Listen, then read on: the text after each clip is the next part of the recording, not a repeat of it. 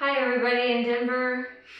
I'm really sorry that I'm 6,000 miles to the south of you tonight. That damn virus has really monkeyed up everybody's plans, and well, I just wanted to send a few words to reflect how sorry I am that I'm not with you tonight.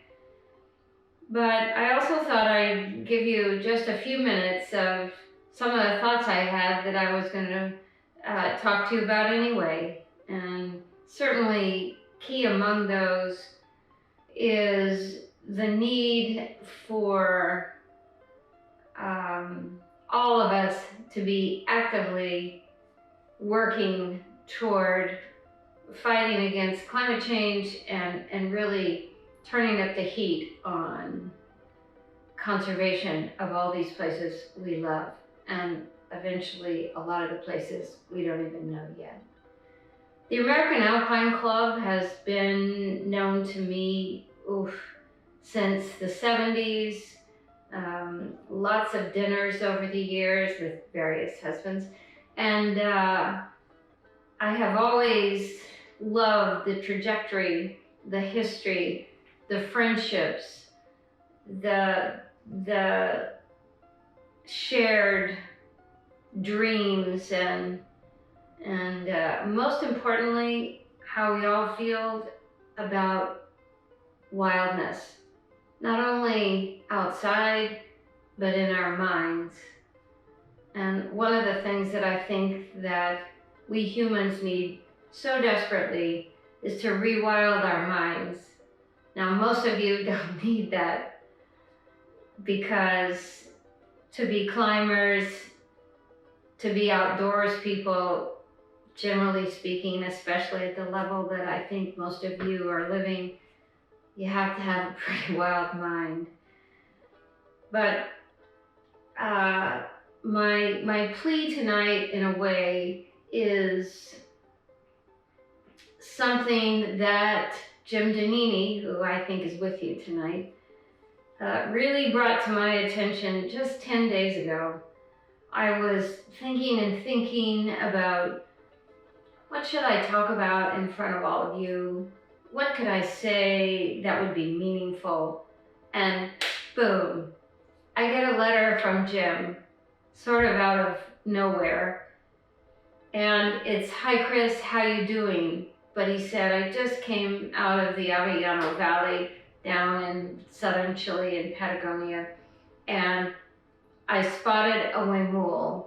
And with some other climbers he was with, he recounted the not only finding this huemul, but the huemul followed them for a while, didn't really want to leave their company. And this is a species, a deer, looks sort of like a mule deer. You wouldn't pay much attention to it in the United States, but there are only about 1,700 of them left in the world. So this sighting that Jim made and sending it to me right away was like a tiny epiphany that climbers, anybody who's out, will see things that most people won't see. This deer, we understand it really well. We've been working with it for almost 15 years now, but nobody really understood that they're in the area where Jim was climbing. And so I asked him for the location. He sent me the GIS information, all the GPS information.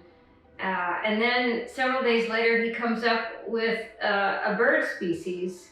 So he's checking in, he's letting me know exactly when, what were the conditions, and so on. And I thought, here's this guy I've known for decades, and yet I never really knew him in this way. I never really imagined that Jim was going out there and doing all the extraordinary climbing that he's been doing and so many other things. But I never associated him with, like, what else is there? I always imagined that you, Jim, were so single focused, and yet now you're not only out there doing what you've always done, but now all of a sudden you've become one of our ambassadors and informal scientists to help us figure out what are you seeing out there, because not many people in Patagonia go as far afield as you do. So anyway, here's the thing. I don't think helping protect this earth is an elective anymore. I think every one of us, and I always start with myself, has a responsibility to take whatever it is you're doing every day of your life and turn it into something that's it's like a dung beetle. You collect things like this, and pretty soon there are 10 dung beetles, and then there are 1,000 dung beetles, and they're all rolling dung down the road, and it gets bigger and bigger and bigger. And then we, as outdoor people, as people who understand wilderness and the desire to be wild, kick in and really help protect these places. As I said a few minutes ago, those places we love and those places sometimes we're not even connected to. And I personally think that the AAC could do more actively, more strategically, to join conservationists and people working in all these different fields, because you're needed.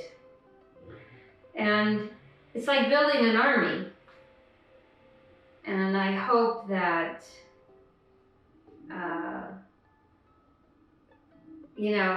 years forward, everybody is going out and they're looking at species that they're encountering, and whether you think it's important or not, jot it down. If somebody's trying to save a river or some basin, get out of your chair and go help them do that. It's funny, all these messages are so hard to give from a distance. No photographs, just the one photograph here we have of actually a peak in Patagonia, which some of you have tried climbing, including Doug and Yvonne, and as far as I know, at least one particular face, nobody's really been able to do it yet. Anyway, I wish you all the best. I hope you're safe and healthy, and that the conversation at the AAC becomes, how do you make that AACA, American Alpine Club Activists? Have a great evening. I'm sorry that the virus has caught all of us in arrears, and I send you my best.